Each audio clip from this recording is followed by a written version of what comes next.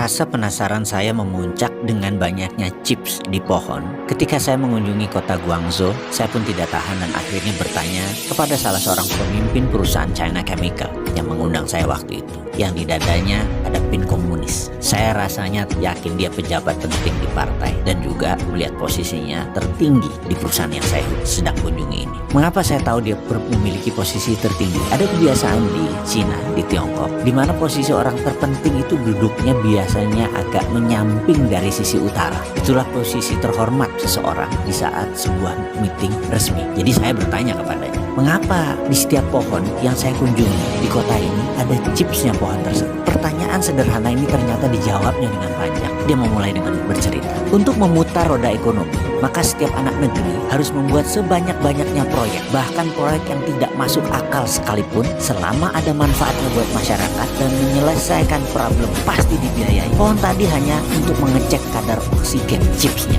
dan data minor lainnya. Namun nampaknya penting, karena itu menumbuhkan faktor ekonomi. Karena itu proyek itu dibiayai oleh negara. Saya pun bertanya, yang maksudnya dibiayai itu apa? Dia melanjutkan menjawab, penciptaan uang di Cina berbasis proyek. Dan proyek ini harus berlapis-lapis, hingga 10 lapis kalau perlu. Kalau tidak, ekonomi tidak berputar. Kembali saya agak bingung, maksudnya bagaimana? Tolong bisa dijelaskan lebih lanjut. Kita punya istilah sendiri for the sake of discussion, oke? Katanya. Jadi kita tidak menggunakan bahasa yang umum maksudnya. Oke, saya bilang. Dia melanjutkan, kalau negara cetak uang, anggap itu adalah M0.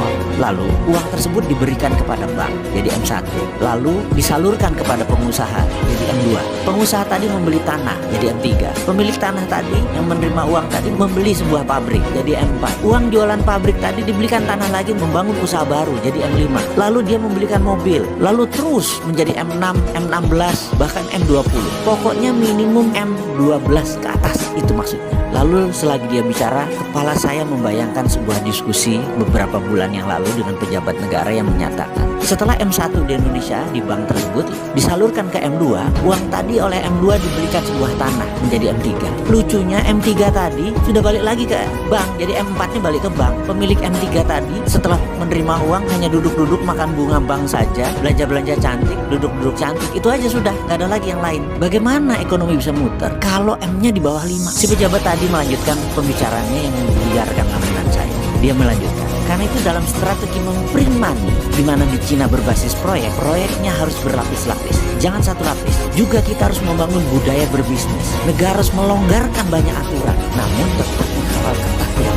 Saya kembali melamun ke Indonesia. Bagaimana kalau Indonesia membuat grand plan strategi nasional ini, melibatkan proyek berlapis-lapis lebih dari 10? Kayaknya sudah boleh print money.